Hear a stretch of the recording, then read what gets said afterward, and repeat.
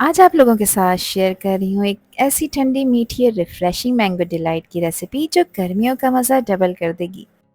ये डेजर्ट सिर्फ दिखने में ही नहीं बल्कि खाने में भी इतना क्रीमी और फ्रूटी है कि हर कोई पूछेगा कि यह आपने कैसे बनाया। इस रेसिपी में हम यूज़ करेंगे फ्रेश मैंगो और कुछ सिंपल इंग्रेडिएंट्स जिस डेजर्ट को बना देंगी बिल्कुल बेकरी जैसा, लेकिन घर में बहुत ही आसानी के साथ। तो चलिए शुरू करते हैं ये ज़बरदस्त मैंगो डिलाइट की रेसिपी जिसे आप ईद पार्टीज़ या फिर सिर्फ फैमिली के साथ एक स्पेशल ट्रीट के तौर पर एंजॉय कर सकते हैं। तो ये क्रीमी मैंगो डिलाइट बनाने के लिए सबसे पहले एक पैन में डालेंगे आधा किलो दूध। दूध आप कोई सा भी ले सकते हैं, खुला लें या टेट्रा पैक, ये आप लोगों की अपनी चॉइस है। 2 टेबल स्पून इसमें मैं चीनी के ऐड कर रही हूँ और मीठा आप अपने टेस्ट के अकॉर्डिंग रखिएगा। 2 टेबल स्पून मैं इसमें वनीला कस्टर्ड के ऐड कर रही हूँ। इसमें वनीला कस्टर्ड ऐड किया है, मैंगो कस्टर्ड इसलिए ऐड नहीं किया क्योंकि हम जब मैंगो डालेंगे तो इसका ओरिजिनल फ्लेवर ही इसके टेस्ट को एनहांस करेगा। अच्छी तरह से इसको मिक्स कर लेंगे ताकि इसमें किसी भी तरह का लंप ना हो और अब गैस का फ्लेम ऑन करके इसको आपने पकाना है अनटिल कि इसमें बॉयल ना आ जाए और कस्टर्ड गाढ़ा ना होना शुरू हो जाए। अब देखिए कस्टर्ड कितना परफेक्टली सेट हो गया है, ना ज़्यादा पतला ना ही ज़्यादा गाढ़ा, बिल्कुल परफेक्ट कंसिस्टेंसी में। गैस का फ्लेम ऑफ कर देंगे, पहले रूम टेम्परेचर पे ठंडा करना है इसको, उसके बाद रेफ्रिजरेट करना है ताकि ये ज़बरदस्त चिल्ड हो जाए। अब मैंगो डिलाइट बना रहे हैं तो मैंगो का इस्तेमाल करेंगे जिसके लिए मैं चौसा आम इस्तेमाल कर रही हूँ। आम कोई सा भी आप लोग ले सकते हैं। इन चारों आमों का छिलका उतार कर इसको आपने क्यूब्स में कट कर लेना है, जिसमें से एक आम की मैंगो प्यूरी बनाऊंगी, बाकी के 3 आम हम इस डेजर्ट को बनाने के लिए यूज़ करेंगे। तो देखिए इस तरह से छोटे छोटे चंक्स आपने इसके काट लेने हैं। तो 3 आमों के मैंने फाइन चंक्स काट लिए हैं और एक आम को मैंने रफली काटा है क्योंकि मैं इसकी मैंगो प्यूरी बनाकर तैयार करूँगी। प्यूरी बनाने के लिए इसको मैंने हैंड ब्लेंडर में डाला है। इसमें आधा कप पानी आपने लाजमी ऐड करना है। पानी ऐड करने का ये मकसद है कि प्यूरी की जो कंसिस्टेंसी है वो हमें बहुत गाढ़ी नहीं चाहिए, थोड़ी सी पतली चाहिए। 2 टेबल स्पून मैं चीनी का पाउडर ऐड कर रही हूँ। आप लोग चाहें तो रेगुलर शुगर जो होती है वो यूज़ कर सकते हैं।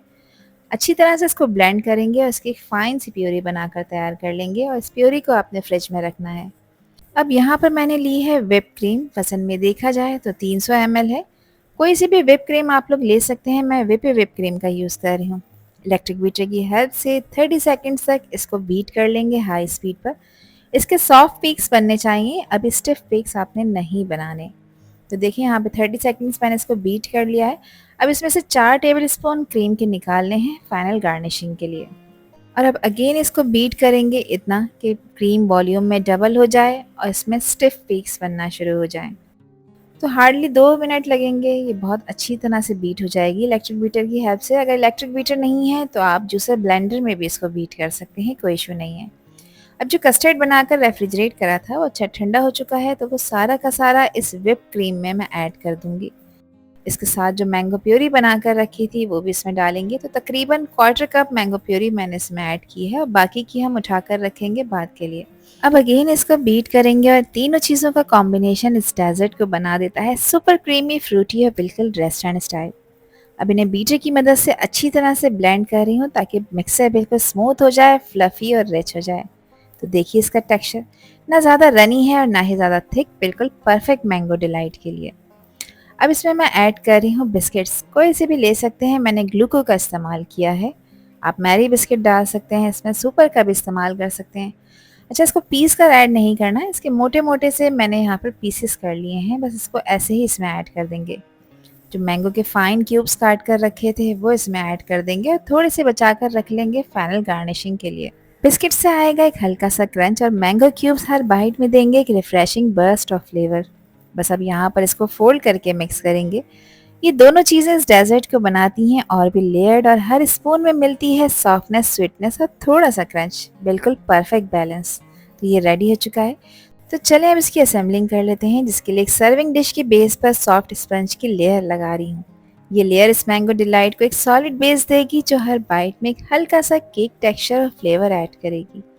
मैं केक को अच्छी तरह से प्रेस भी कर रही हूँ ताकि ये सेट हो जाए और ऊपर से क्रीमी लेयर बिल्कुल इवन बैठ जाए।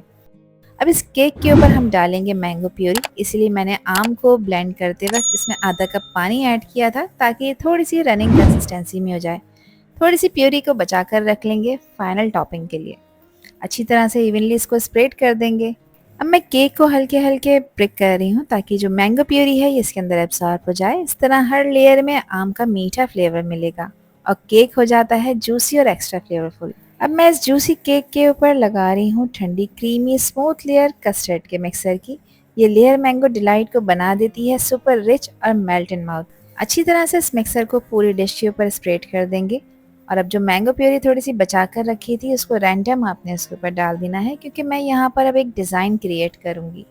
तो सारी मैंगो प्यूरी मैंने थोड़े थोड़े से डिस्टेंस से डाल दी है और अब जो व्हिप क्रीम 4 टेबल स्पून उठाकर रखी थी बीट करते हुए वो भी इसके ऊपर रैंडम डाल देंगे। अब स्पून की बैक साइड या टूथपिक से हल्का हल्का इसको स्वेल करके एक आर्टिस्टिक टच दे रही हूँ जो दिखने में भी टेम्पटिंग लगता है और सर्व करने में भी क्लासी फील देता है।